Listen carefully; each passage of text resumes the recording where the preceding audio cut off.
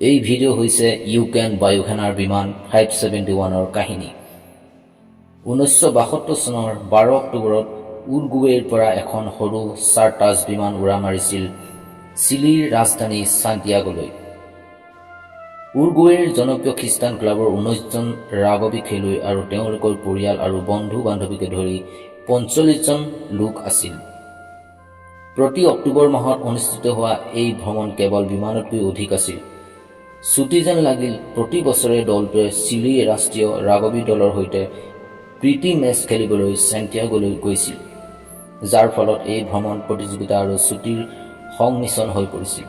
বিমানখন কোনো সাধাৰণ যাত্ৰীবাহী বিমান নাছিল। ই আছিল ফেয়াৰচাইণ্ড AA-227D, উৰুগুৱেৰ বায়ুসেনাৰ সামৰিক বিমান, যিখন সামৰিক বাজেট সীমিত হোৱাৰ বাবে প্ৰায় সাধাৰণ নাগৰিকক ভাড়াত দিয়া হৈছিল। এই বিমানখন নিয়ন্ত্ৰণ কৰিছিল এজন অভিজ্ঞ পাইলট কেপ্টেইন ফেৰাৰক বাৰেৰোৱে, যিয়ে এণ্ডিজৰ ওপৰেৰে উৰাজাহাজ চলাইছিল আৰু তেওঁৰ ৫,০০০ৰো অধিক উৰণৰ অভিজ্ঞতা আছিল। তেওঁৰ লগত আছিল কপি পাইলট লাগু আৰা, যিজন প্ৰশিক্ষাৰ্থী পাইলট আছিল যিয়ে প্ৰত্যাহ্বানমূলক এণ্ডিজৰ পথ শিকিছিল। তেওঁলোকৰ পথৰ অন্যতম বিপদজনক অঞ্চল আছিল প্লেনো প্লাছ, যিটো হঠাৎ আৰু বিপদজনক বতৰ পৰিৱৰ্তনৰ বাবে পৰিচিত আছিল। প্ৰথম অৱস্থাত বিমানখন স্বাভাৱিক আছিল আৰু সকলো যাত্ৰীয়ে যথেষ্ট শিথিল অনুভৱ কৰিছিল।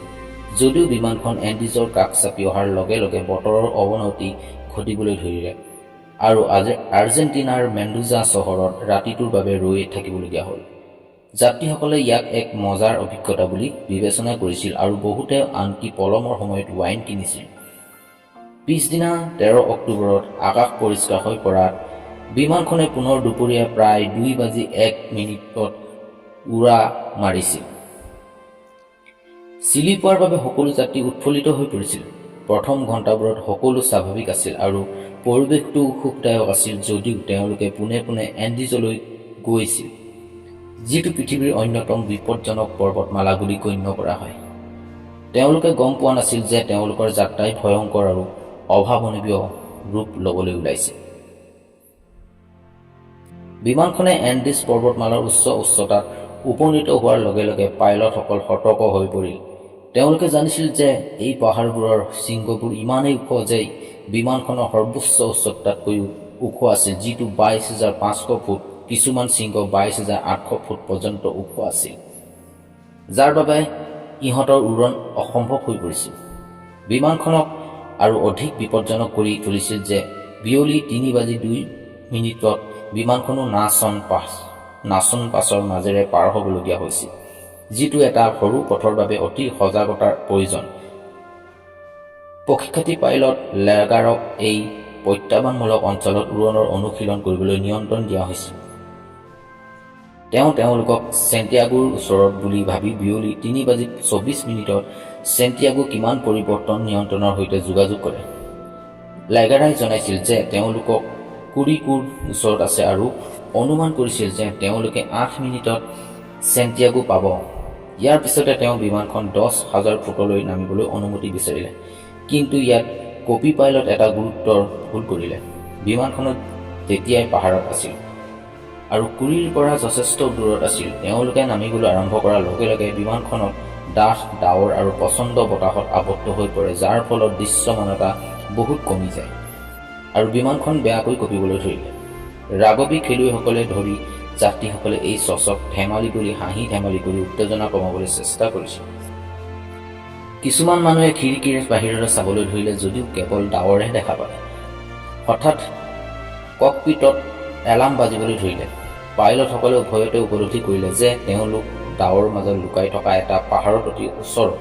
তেওঁলোকে বিমানখন ওপৰলৈ তুলিবলৈ যতুপৰি চেষ্টা কৰিলে, কিন্তু এতিয়া বহু দেৰি হৈ গ'ল। বিমানখনৰ পিছফালৰ অংশটোৱে এটা পাহাৰত খুন্দা মাৰি লগে লগে তাৰ ঠেংখন ভাঙি বিচ্ছিন্ন হৈ পৰে। আসনত বান্ধি থকা একাংশ যাত্ৰী বিমানৰ পৰা পৰি ঠাণ্ডা পাহাৰত হেৰাই যায়। তাৰ পিছত আন এটা পাহাৰত খুন্দা মৰাৰ পিছত বিমানখনৰ বাওঁফালটো পৃথক হৈ পৰিল। এতিয়া ডেউকা আৰু ঠেং নথকা বিমানখনৰ মূল অংশটো বৰফৰ হিমবাহুৰ ওপৰত দ্ৰুতগতিত পিছলি যাবলৈ ধৰিলে। প্ৰতি ঘণ্টাত প্ৰায় 350 কিলোমিটাৰ বেগত কেইবাবাৰো সংঘৰ্ষ কৰি অৱশেষত এটা ঢালত ৰৈ যায় আৰু তাৰ পিছত বিমানখনৰ কিছু অংশ ইফালে সিফালে সিঁচৰিত হৈ পৰে। অলৌকিকভাৱে বিমানখনৰ ঠাণ্ডাৰ পৰা ৰক্ষা পৰিল। জাহাজত থকা 45 জন লোকৰ ভিতৰত 33 জন বাচিল। জীৱিতসকলে বিমানখন ধ্বংস হোৱাৰ পৰা ওলাই অহাৰ লগে লগে তেওঁলোকক ঠাণ্ডা বতাহ আৰু তিতা ঠাণ্ডাই আঘাত কৰে। বিমানখন দুৰ্ঘটনাগ্ৰস্ত হোৱাৰ এণ্ডিজৰ ওপৰত বৰফ আৰু ওখ শৃংগবোৰে তেওঁলোকক আগুৰি ধৰিছিল, যাৰ ফলত জীয়াই থকাটো প্ৰায় অসম্ভৱ হৈ পৰিছিল। তেওঁলোকৰ হাতত কেৱল ইতিমধ্যে পিন্ধি থকা কাপোৰবোৰহে আছিল, যিবোৰ মৃদু বতৰৰ বাবে উপযোগী আছিল। দুৰ্ঘটনাটোৰ পিছৰ প্ৰথম মুহূৰ্তত আছিল বিশৃংখল। জীৱিত কেইজনমান গুৰুতৰভাৱে আহত হয়। কিছুমানে স্তম্ভিত হৈ পৰিল, কোনোৱে সহায় বিচাৰি চিঞৰিছিল আৰু আন কোনোৱে বিমানখনৰ ধ্বংস হোৱাৰ ওচৰত গৈ পৰিয়াল বা বন্ধু-বান্ধৱীক বিচাৰি আছিল। জীৱিতসকলৰ ভিতৰত আছিল 2জন চিকিৎসা বিজ্ঞানৰ ছাত্ৰ ৰবাৰ্ট কানাছা আৰু গুস্তাফ জেৰবান। তেওঁ লগে লগে আহতসকলক সহায় কৰিবলৈ আৰম্ভ কৰে। তেওঁলোকৰ হাতত কোনো চিকিৎসা সামগ্ৰী নাছিল যদিও প্ৰাথমিক চিকিৎসাৰ বাবে যিখিনি আছিল ব্যৱহাৰ কৰিছিল। কাপোৰ বা বস্তুৰ টুকুৰাবোৰ বেণ্ডেজ হিচাপে আৰু ভঙা হাড়ক সহায় কৰিবলৈ ব্যৱহাৰ কৰিছিল।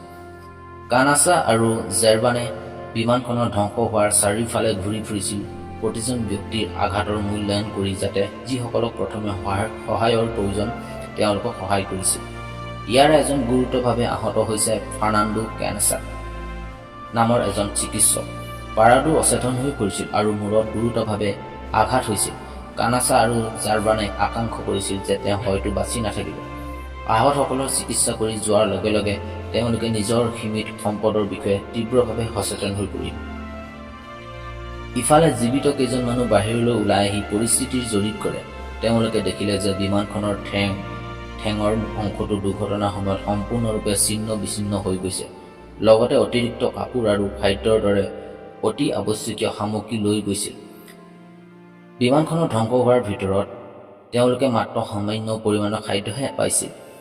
8টা চকলেট বাৰ, মছলাৰ টিন এটা, জামৰ সৰু জাৰ এটা, বাদামৰ পেকেট এটা, খেজুৰ কেইটামান, শুকান প্লাম আৰু ৱাইনৰ কেইটামান বটল আছিল। এইখিনি 33 জন লোকৰ বাবে যথেষ্ট নাছিল। পৰিস্থিতিৰ মাধ্যকখন উপলব্ধি কৰি জীৱিতসকলে তেওঁলোকৰ সকলো খাদ্য পানীয় সামগ্ৰী গোটাই লৈ সাৱধানে বিতৰণ কৰাৰ সিদ্ধান্ত লয়। খাদ্যৰ সৰু সৰু অংশ প্ৰতিদিনে দিয়া হৈছিল যাতে খাদ্য বেছিদিন টিকি থাকে। পানীৰ বাবে তেওঁলোকে বৰফ সংগ্ৰহ কৰি খালী ৱাইনৰ বটলত ভৰাই ৰ'দত গলিবলৈ দিছিল, কিন্তু এইটো এটা লেহেমীয়া প্ৰক্ৰিয়া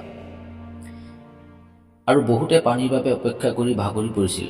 13 অক্টোবৰ নিশা শেষ হোৱাৰ লগে লগে জীৱিতসকলে পানী বিচাৰিবলৈ ধৰিলে। তেওঁলোকে এণ্ডিজত প্ৰথম ঠাণ্ডা নিশাৰ সন্মুখীন হ'বলগীয়া হৈছিল। তেওঁলোকে সকলোৱে তিতা ঠাণ্ডাৰ পৰা হাত সাৰিবলৈ বিমানখনৰ ধ্বংস হোৱাৰ ভিতৰত গোট খাইছিল। তেওঁলোকে ঠাণ্ডা বতাহৰ পৰা কিছু সুৰক্ষা দিবলৈ বিমানখনৰ মুকলি ফালটো ঢাকিবলৈ আসন আৰু লাগেজৰ টুকুৰাবোৰ ব্যৱহাৰ কৰিছিল। তথাপিও তাপমাত্ৰা কমি আহিছিল আৰু তেওঁলোকৰ শুই থকাটো অসম্ভৱ হৈ পৰিছিল। ৰাতি পাৰ হৈ যোৱাৰ লগে লগে তেওঁলোকে এই আশাত আঁঠু লৈছিল যে ৰাতিপুৱা উদ্ধাৰকাৰী দল আহিব। তেওঁলোকে ভাবিছিল যে দুৰ্ঘটনাৰ খবৰ চিলি আৰু উৰুগুৱেত উপনীত হ'লহেঁতেন আৰু অতি সোনকালে এটা অনুসন্ধানকাৰী দল প্ৰেৰণ কৰা হ'লহেঁতেন। দুৰ্ঘটনাগ্ৰস্ত বিমানখন বৰফেৰে আবৃত ঠেক পাহাৰত আছিল, যাৰ বাবে ওপৰৰ পৰা দেখাটো কঠিন হৈ পৰিছিল। তেওঁলোকৰ মাজৰ সকলোৱে আশা কৰিছিল যে ৰাতিপুৱা এটা উদ্ধাৰকাৰী দল আহিব, কিন্তু যেতিয়া 14 অক্টোবৰ পুৱা আহিল তেওঁলোকৰ আশাবোৰ ধ্বংস হৈ গ'ল। কোনো সহায় নহ'ল। তেওঁলোকে এই বাস্তৱতাৰ সন্মুখীন হ'বলগীয়া হ'ল। দুৰ্ঘটনাগ্ৰস্ত হোৱাটো বিমানখন বৰফেৰে আবৃত এটা ঠেক পাহাৰত আছিল, যাৰ বাবে ওপৰৰ পৰা দেখাত কঠিন হৈ পৰিছিল। লগতে নিয়ৰৰ খুন্দা মৰা সূৰ্যৰ উজ্জ্বল জিলিকনিয়ে তেওঁলোকৰ চকু জ্বলি উঠিছিল আৰু চান্ন হৈ পৰিছিল। বেগৰ পৰা লিপষ্টিক আৰু নেল পলিচ সংগ্ৰহ কৰি বিমানখনৰ ওপৰত SOS লিখিবলৈ চেষ্টা কৰিছিল। তেওঁলোকে আশা কৰিছিল যে যদি কোনো বিমানৰ মূৰৰ ওপৰেৰে উৰি যায় তেন্তে এই উজ্জ্বল আখৰবোৰে পাইলটৰ চকুত ধৰিব। কিন্তু অতি সোনকালে তেওঁলোকৰ বস্তু শেষ হৈ গ'ল আৰু শেষ কৰিব নোৱাৰিল। তাৰোপৰি ওপৰৰ পৰা সহজ দেখা পোৱাৰ বাবে ক্ৰছৰ আকৃতিৰ বেগ আৰু অন্যান্য বস্তুৰে নিয়ৰে সজাইছিল। ৰাতিটো আগবাঢ়ি যোৱাৰ লগে লগে তাপমাত্ৰা আৰু কমি আহিল আৰু তেওঁলোকে আৰু এটা ঠাণ্ডা ৰাতিৰ সন্মুখীন হ'বলগীয়া হ'ল। বহুতেই আৰু দুৰ্বল হৈ পৰিল। ৰাতি গৰম কৰি ৰাখিবলৈ আসনৰ পৰা লোৱা সামগ্ৰীৰে বেগটো ভৰাই দিলে। ঠাণ্ডাৰ পৰা হাত সাৰিবলৈ প্ৰাৰ্ডু আৰু কানেচাই যি কাপোৰ পালে পিন্ধিলে। 1972 চনৰ 12 ডিচেম্বৰত দুৰ্ঘটনাৰ ঠিক দুমাহৰ পিছত প্ৰাৰ্ডু আৰু কানেচাৰ লগত এণ্টিঅ' ভিচেণ্ট আহিছিল। তেওঁ লাগেজ কঢ়িয়াই নিয়াত সহায় কৰিবলৈ আহিছিল। বাকী জীৱিতসকলে তেওঁলোকৰ বৰফৰ পাহাৰবোৰত বগাই যোৱা দেখিলে। বন্ধুসকলক আকৌ দেখা পাব নে নাই সেই বিষয়ে অনিশ্চিত হৈ প্ৰথম দিনটো তেওঁলোকৰ বাবে অত্যন্ত কঠিন আছিল। গভীৰ নিয়ৰ মাজত খোজ কঢ়াটো প্ৰতিটো খোজতে কঠিন হৈ পৰিছিল আৰু পাতল বতাহত উশাহ লোৱাটো কঠিন হৈ পৰিছিল। তেওঁলোকে লৰচৰ কৰি আগবাঢ়ি গৈ আছিল, সকলো শক্তি প্ৰয়োগ কৰি আছিল। ৰাতি ঠাণ্ডা ইমানেই তীব্ৰ আছিল যে এটা চেপা চেপা যেন লাগিছিল। যদিও তেওঁলোকে নিজকে সোঁৱৰাই থাকিল যে তেওঁলোকে সহায় লোৱাৰ ওচৰত চাপিছে। তৃতীয় দিনলৈকে খাদ্যও প্ৰায় শেষ হৈ গৈছিল। তাৰ পিছত তেওঁলোকে সিদ্ধান্ত ল'লে যে ভিচেণ্টেক দুৰ্ঘটনাস্থলীলৈ উভতি যাব লাগে, যাতে দুয়োজনৰ বাবে খাদ্য জমা কৰিব পৰা যায়। প্ৰাৰ্ডু আৰু কানেচাই আৰু অধিক বগাই যোৱাৰ সিদ্ধান্ত ল'লে।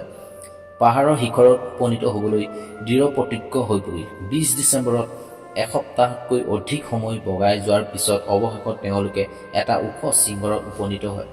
তেওঁলোকৰ শৰীৰটো অতি দুৰ্বল হৈ পৰিছিল আৰু তেওঁলোকৰ খাদ্যৰ অভাৱ হৈছিল।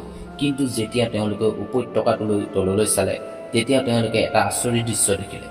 সেউজীয়া উপত্যকা আৰু বৈ যোৱা নদীৰ দৃশ্য আছিল। তেওঁলোকক আশাৰে ভৰাই তুলিলে। তেওঁলোকৰ বিশ্বাস আছিল যে উপত্যকাৰ তলত হয়তো এনেকুৱা মানুহ থাকিব যিয়ে তেওঁলোকক বন্ধু-বান্ধৱীক বচাবলৈ সহায় কৰিব পাৰে।